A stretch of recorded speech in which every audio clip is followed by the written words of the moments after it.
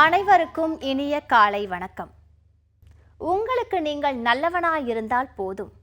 மற்றவர்களுக்கு நீங்கள் கெட்டவனாய் தெரிந்தால் அது உங்கள் குற்றமில்லை.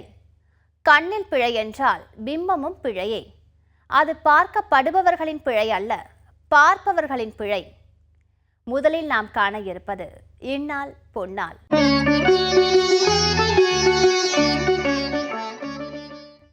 8/10/2016 அக்டோபர் மாதம் 8ஆம் தேதி சனிக்கிழமை, ஸ்ரீ துர்முகி வருடம் புரட்டாசி மாதம் 22ஆம் தேதி. இன்று நவராத்திரியின் 8வது நாள். இன்று சப்தமி.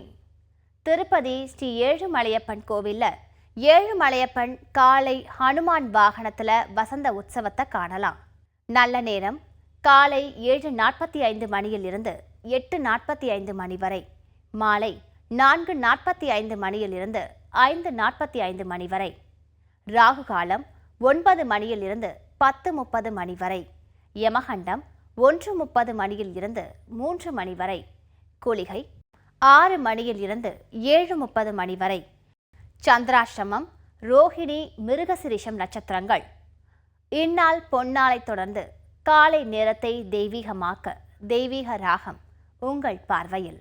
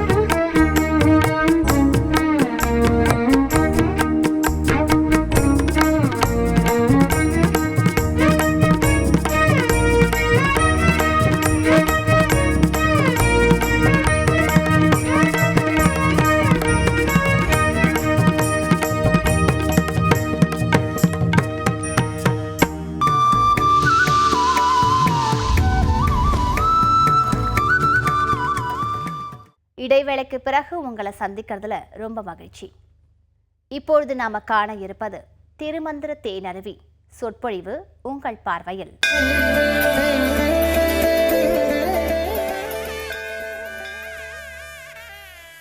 மனித வாழ்வுக்கு பெருமை சேர்க்கின்ற 10ஆம் திருமறை திருமந்திரம். இதை திருமூல நாயனார் நமக்கு வழங்கியிருக்கின்றார். மனிதன் எவ்வாறு மகிழ்ச்சியோடு வாழ்வது, மனித வாழ்க்கையில் ஏற்படுகின்ற தடைகளை எவ்வாறு தகர்த்தெறிவது என்பதற்கான பல வழிமுறைகளை மிக அழகாக 3000 ஆண்டுகளுக்கு முன்பாக திருமந்திரத்திலே நமக்கெல்லாம் ஒரு அறிவுரையாக கொடுத்திருக்கின்றார் திருமூல நாயனார். நம்பிரான் திருமூலன் அடியார்க்கும் அடியேன் என்று திருத்தொண்டத் தொகையிலே சுந்தரமூர்த்தி நாயனார் பாடினார். நம் பிரான் என்று பாடினார். காரணம், நம் வாழ்க்கைக்கு ஒளி ஏற்றுவதற்காக, நம்முடைய வாழ்க்கைக்கு வழிகாட்டுவதற்காக 3000 ஆண்டுகளுக்கு முன்பு ஆண்டுக்கு ஒரு பாடலாக இந்த திருமந்திரத்தை வழங்கியிருக்கின்றார். அதை தொடர்ந்து நாம் பார்த்து கொண்டே வருகின்றோம். 3வது தந்திரத்திலே இன்றைய தினம் பிராணாயாமம் என்னும் 5வது அற்புதமான தலைப்பை இன்றைய தினம் சிந்திக்கின்றோம். பிராணாயாமம் என்றால் என்ன? மிக அழகாக சொல்லுகின்றார். புல்லினும் மிக்க புரவியை மேற்கொண்டால் கள் உண்ண வேண்டாம், தானே களிதரும் துள்ளி நடப்பிக்கும் சோம்பு தவிர்ப்பிக்கும் உள்ளது சொன்னோம் உணர்வு உடையோருக்கே. 566வது பாடல். மொத்தம் 3000 பாடல்கள். இதில் 566வது பாடலில் பிராணாயாமம் என்றால் மூச்சை அடக்குவதல். அதாவது மனித வாழ்க்கைக்கு எவ்வாறு இறைவன் ஒரு அளவை கொடுத்திருக்கிறான் என்றால், நீ இத்தனை ஆண்டு காலம் வாழ் என்று ஆயுளை கொடுக்கவில்லை. நாம் தெரியாமல் சொல்லி கொண்டிருக்கிறோம் எத்தனை வயது நாம் இருக்க போகிறோம் என்று. வயது கணக்கல்ல, நாம் விடுகின்ற மூச்சு கணக்கு என்று திருமூலர் சொல்லுகின்றார். அப்படி என்றால் எவ்வளவு மூச்சு? இத்தனை மூச்சுத்தான் உன்னுடைய வாழ்நாளிலே நீ விட வேண்டும் என்று மிக அழகாக நாம் வருகின்ற பொழுதே நமக்கு வகுத்து கொடுத்திருக்கிறார் இறைவன். அந்த மூச்சு கணக்கை நாம் அறிந்து கொள்ள வேண்டும் என்பது திருமூலருடைய அருமையான ஒரு கருத்து. அந்த மனம் இருக்கின்றதே, அந்த மனத்தை அடக்க வேண்டும். மனத்தை அடக்கிவிட்டால் அடுத்ததாக மூச்சை அடக்க வேண்டும்னாரு. ஒரே எதிரியாக மூச்சை அடக்கிட்டால் போயிடும். தண்ணீருக்குள்ளேருந்து மூச்சை அடக்கினா உயிர் போயிடும். ஆனால் வாழ்க்கையிலே நாம் விடுகின்ற மூச்சு கணக்கு என்ன என்று மிக அற்புதமாக ஒரு கணக்கு சொல்லுகிறார் திருமூலர். ஏனென்றால் அவர் காலத்தில் இந்த கணினி எல்லாம் கிடையாது, கம்ப்யூட்டர் கிடையாது. ஆனால் அவர் ஒரு அருமையான கணக்கை சொன்னார். ஒரு நொடிக்கு அருமையாக நாம் எவ்வளவு மூச்சு விடுகிறோம் என்று கணக்கு பார்த்தார். 4 நொடிக்கு எவ்வளவு மூச்சு விடுகிறோம், 1 மணி நேரத்திற்கு எவ்வளவு மூச்சு விடுகிறோம் என்று கணக்கு பார்த்து சொன்னார். 1 மணி நேரத்திற்கு 900 மூச்சு, ஒரு நாளைக்கு 21,600 மூச்சு என்று ஒரு நாளைக்கு சராசரி மூச்சை கணக்கெடுத்தார். அதை சொல்லுகின்ற பொழுது அழகாக சொல்லுகின்றார். பூரகம், கும்பகம், ரேசகம். இது 3ம் திருமூலருடைய பரிபாஷை. பரிபாஷை என்றால் மற்றவர்களுக்கு புரியாது, சித்தர்கள் ஞானிகளுக்கு புரியும். நாம் கொஞ்சம் ஆர்வமோடு தெரிந்து கொண்டால் நமக்கும் புரியும். பூரகம் என்றால் இயல்பாக கை நொடித்தல் ஒரு மாத்திரை. அப்படி ஒரு மாத்திரை என்றால் என்ன கணக்குன்னா, ஒரு மூச்சு விடுவது ஒரு மாத்திரை போல. ஒரு நாளைக்கு 21,600 மூச்சு என்று சொன்னோம். அதை அவர் எவ்வாறு அடக்குவது என்று சொன்னார். முதலில் மனதை அடக்கு, மனதுக்கு பிறகு மூச்சை அடக்குன்னார்.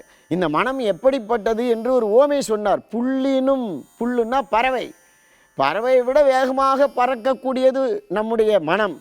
பறவையை மட்டுமல்ல, குதிரையை சொல்லுகிறார். புரவி என்றால் குதிரை. பறவையை விட, குதிரையை விட வேகமாக பாய்ந்து பறக்கின்ற இந்த மனதை அடக்கு. மனதை அடக்கி அந்த பிராணனை ஒடுக்கி உள்ளே இருக்கக்கூடிய சீவனை சிவனோடு சேர்த்து தியானம் செய். அப்படி தியானம் செய்துவிட்டால் உனக்குள்ளேயே ஒரு ஆத்ம ஆனந்தம் வரும். நாமெல்லாம் இந்த சந்தோஷத்துக்காக தான் சில பேர் போய் குடிக்கிறாங்க. ஏன் குடிக்கிறாங்கன்னா, கவலையெல்லாம் மறந்து போகுதுங்க, குடித்தாதான் என் கவலை மறக்குதுன்னு. இவர் ஒரு அருமையான மருந்தை சொல்லுகிறார். உனக்குள்ளேயே ஒரு ஆனந்தம் வருகின்ற பொழுது கள் உண்ண வேண்டாம். நீ வெளியில் இருக்கிற சரக்கெல்லாம் வாங்கி குடிக்க வேணாம்ப்பா.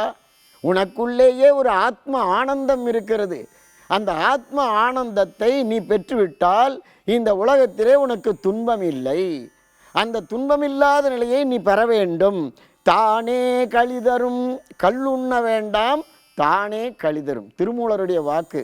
நீ போய் சரக்கடிக்க வேண்டாம். தானே உனக்குள்ளேயே அந்த ஆனந்தம் ஆத்ம ஆனந்தம்னு பேர். ஆத்மானந்தம் நமக்குள்ளேயே ஆனந்தம் இருக்கின்ற பொழுது அதற்காக நாம் ஏன் வெளியிலேருந்து ஒரு பொருளை வாங்கி உள்ளே போடணும்? உனக்குள்ளேயே இருக்கிறது. அந்த ஆனந்தம் எது என்றால் அதுதான் மூச்சை அடக்குதல், மனதை அடக்குதல். பூரகம், கும்பகம், ரேசகம் என்று 3ஆக பகுத்து சொன்னார். 16 மாத்திரை என்ன? மூச்சை இழுத்தல், நம்முடைய இடது நாசி வழியாக இழுத்தல் 16 மாத்திரை. அடுத்ததாக 64 மாத்திரை நம்முடைய நெஞ்சுக்குள்ளே அந்த மூச்சு காற்றை அடக்கி இருக்க வேண்டும். இந்த மூச்சு காற்றை அடக்குவது தான் பிராணாயாமம் என்பது, தவம் என்பது. அந்த 16 மூச்சு உள்வாங்கி 64 மூச்சு அடக்கி 32 மூச்சு வெளியே விட வேண்டும். இதைத்தான் பூரகம், கும்பகம், ரேசகம் என்ற அருமையான 3 தொடர்களாக பிரித்து சொன்னார். இந்த 3ஐயும் நாம் பின்பற்றினோமானால் நம்முடைய மூச்சு காற்று அடங்கி வாழ்நாள் பெருகும். அப்படிப்பட்ட பெருமையை நாம் பெற வேண்டுமென்றால் தினமும் பிராணாயாமம் செய்ய வேண்டும் என்று அற்புதமாக திருமூலர் இங்கே நமக்கு அறிவுரை கூறுகின்றார். தினம் ஒரு திவ்ய பிரபந்தம் இதோ உங்கள் பார்வையில்.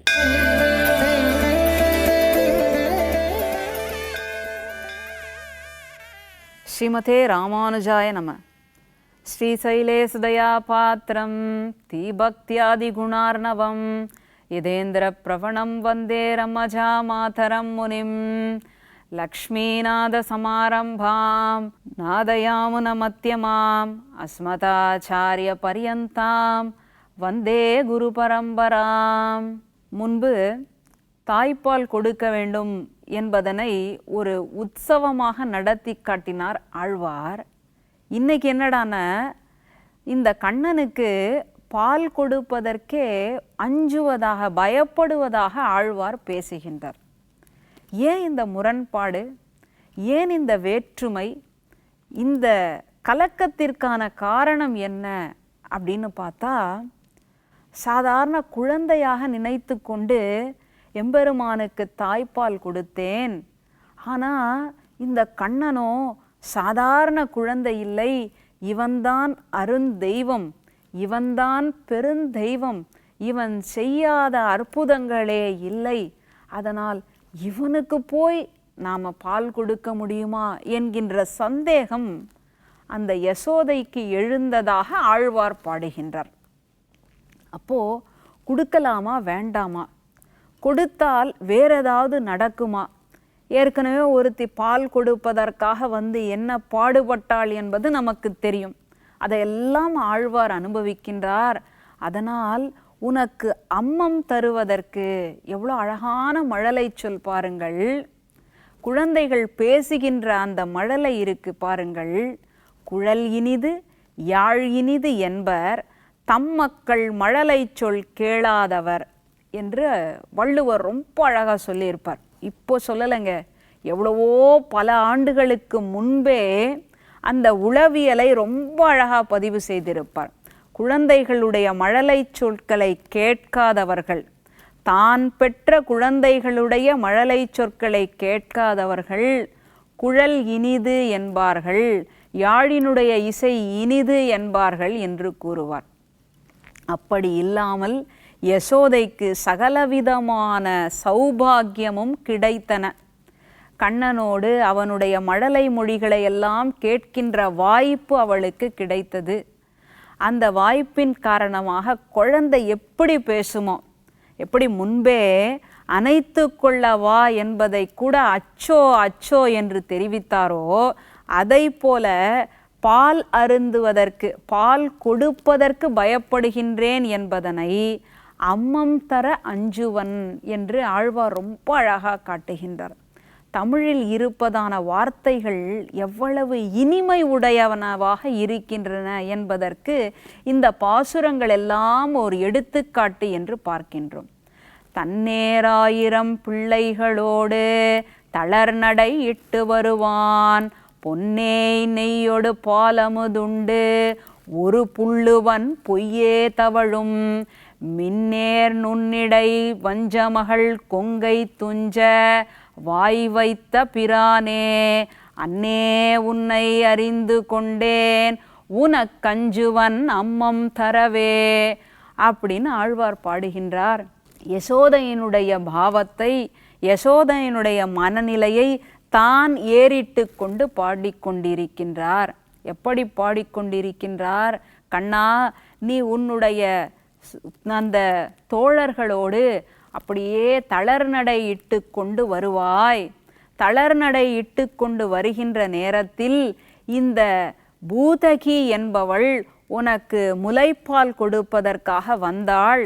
அவளுடைய பாலை அருந்த வேண்டும் என்று நீ ஆசைப்பட்டாய். ஏன் ஆசைப்பட்டாய்? உனக்காகவே இந்த விஷப்பால் என்று அவள் கங்கணம் கட்டி கொண்டு வந்தாள். நமக்காக இப்படி ஒரு வாய்ப்பை கொடுத்திருக்கின்றாளே என்பதற்காக அந்த பாலை ரொம்ப விரும்பி நீ சுவைத்து உண்டாய். அப்படி சுவைத்து உண்ணுகின்ற பொழுது அவளுடைய உயிரும் அல்லவா சேர்ந்து வந்துவிட்டது. இது அந்த புறம் இருக்க நான் இப்பொழுது நினைத்து கொள்கின்றேன், உனக்கு அம்மம் கொடுக்க வேண்டுமென்றால் இப்படி ஏதேனும் நடந்து விடுமோ என்கின்ற பயம் ஏற்படுகின்றது என்பதனைப் போல நகைச்சுவையாக சூட்சுமமாக ஆழ்வார் தெரிவிக்கின்றார். ஆக ஆழ்வாருக்கு முலைப்பால் கொடுப்பதில் எந்தவிதமான பயமும் இல்லை. அதையெல்லாம் ரசமாக நகைச்சுவையாக இப்படி அனுபவிக்கின்றார். அந்த அனுபவத்திற்கான பாசுரத்தை நாம் இன்று அனுபவித்திருக்கின்றோம். என்ன நேயர்களே, இன்னைக்கு நாள் இனிய நாளா அமைய வாழ்த்துக்கள். மீண்டும் நாளைக்கு சந்திப்போம். நன்றி, வணக்கம்.